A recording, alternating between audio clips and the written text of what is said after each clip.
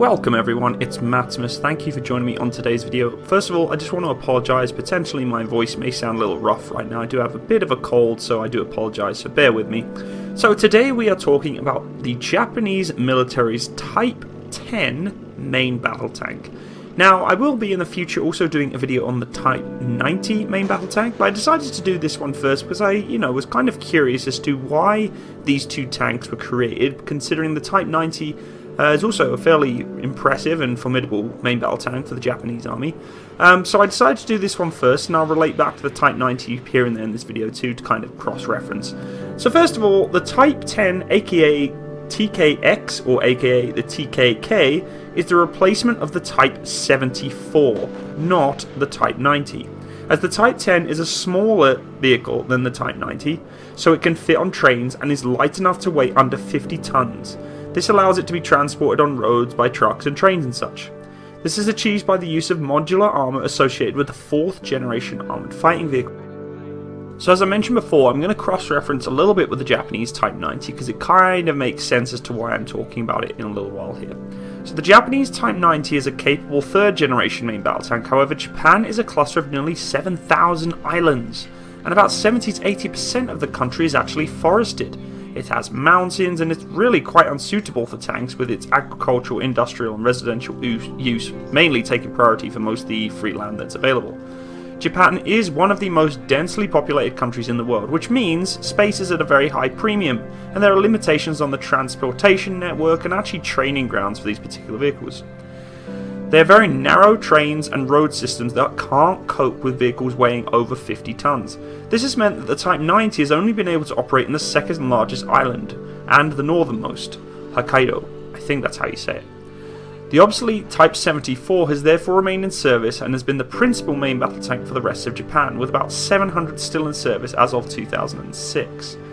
The Japanese Type 10 main battle tank is there to offer improvements over the Type 90 in firepower, protection, mobility, and, but for the most important, strategic mobility, thanks to its modular construction, which can be adjusted to about 8 tons dependent on what requirements it's needed, and it will be able to meet the weight and dimensional requirements for transportation.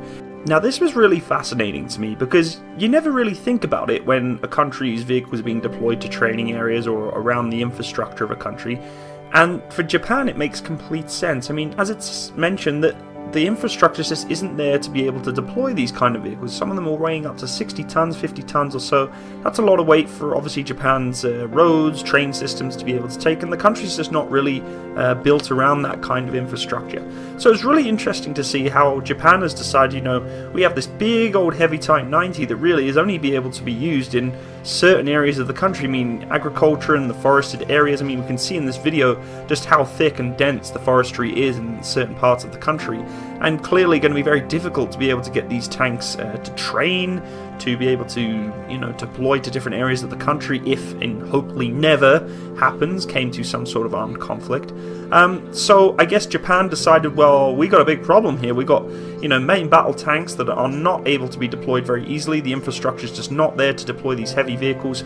We need to figure something out. A well-protected, good maneuverability, mobility, and firepower tank that is able to be transported and is able to keep up to, the restrictions that the country has in terms of its environment and its terrain and infrastructure.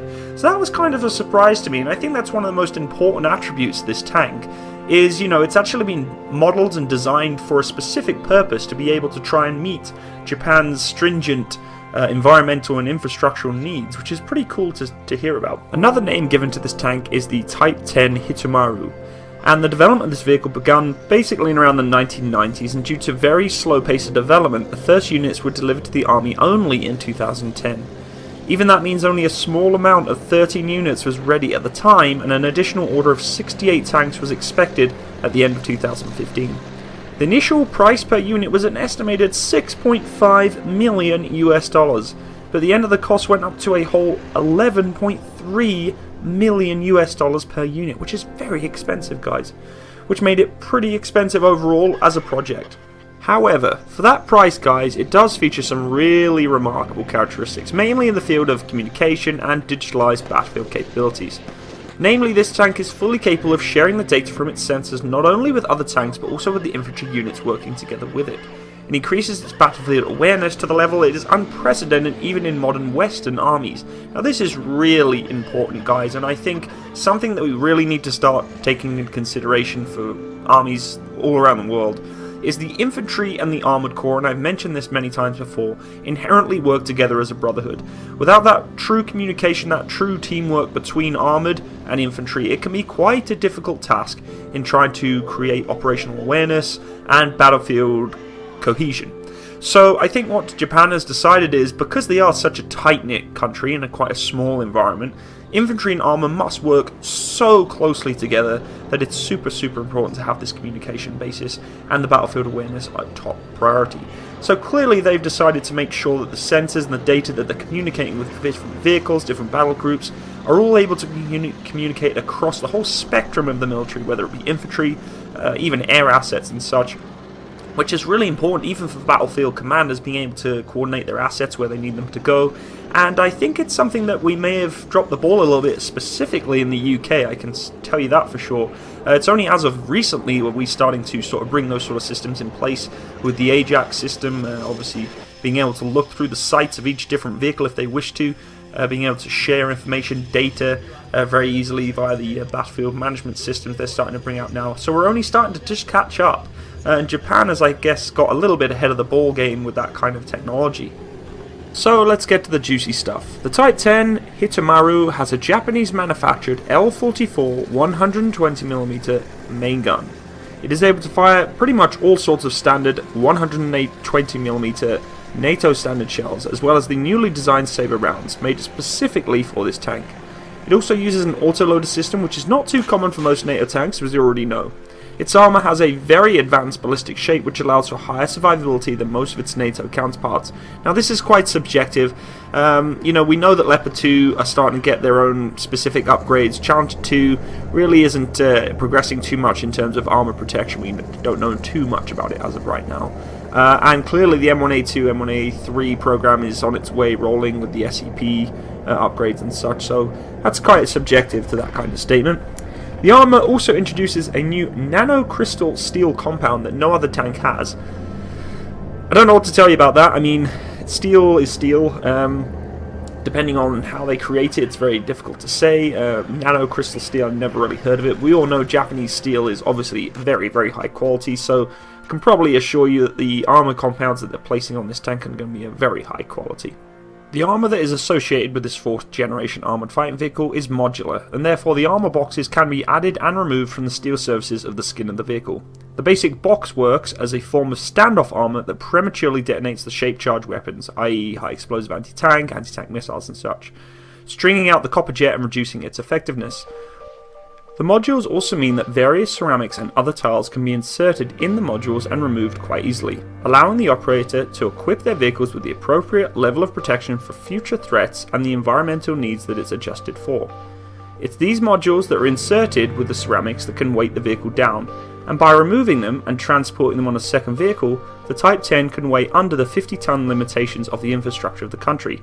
The exact ceramic composition inserted into the modules of the composite armour is highly classified and pretty obvious. Though the vehicle does not have a hard anti-tank kill system, it does have a detection system which, when laser detonators which are used on more lethal tandem charge anti-tank missiles paint the vehicle, it can kind of prevent it or detect these positions and systems be put on place of the vehicle.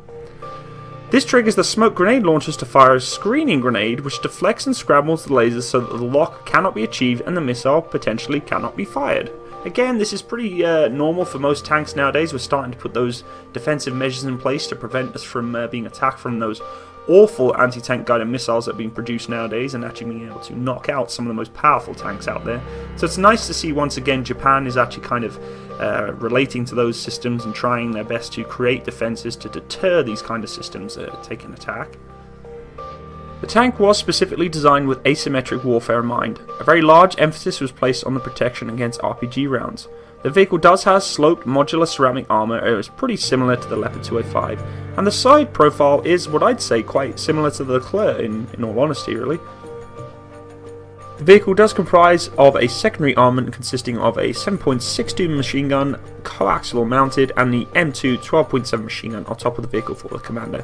It may also have another 7.62 machine gun mounted for the commander station. However, for the most part, the M2 50 caliber machine gun is going to be a lot more effective for defending this vehicle for infantry support roles, air defense, all that sort of stuff.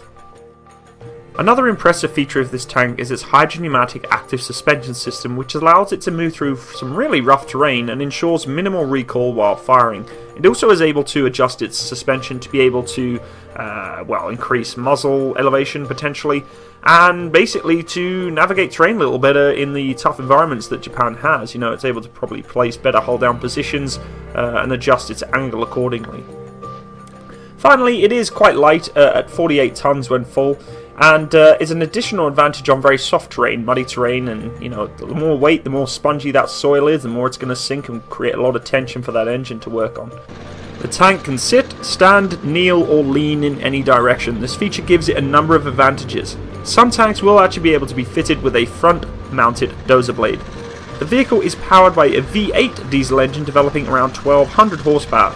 This vehicle has a very lightweight and powerful engine, giving it an impressive power-to-weight ratio of 27 horsepower per ton. It is coupled with a continuously variable transmission, or CVT, and because of such transmissions, this main battle tank can go in reverse speed at the full 70 km an hour stated on road. All in all then, this tank to me is very, very impressive. It has all the key attributes and features that a modern main battle tank today should have, and some extra ones too that, you know, aren't very common in most platforms nowadays. The suspension is one of those things where I'm kind of, you know, I don't think it's applicable for most countries. It's going to be specific to the country it's being utilised in.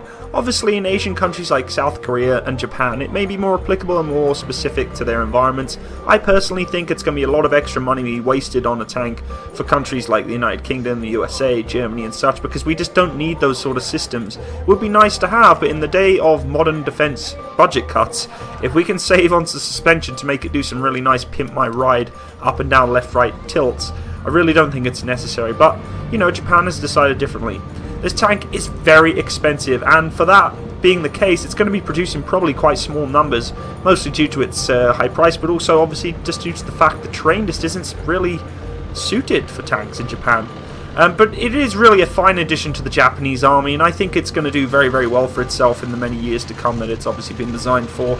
Its modular protection is very cool. It's nice to see that they're obviously keeping up to date again with the electronic battlefield management system, and I think Japan's going to really enjoy this tank, and I hope you do too. I think it's an impressive vehicle, and yeah, I really do appreciate you guys watching. Please leave a like, and if you are new to my channel, please subscribe, and I'd love to hear your opinions on the tank. Let me know what you think.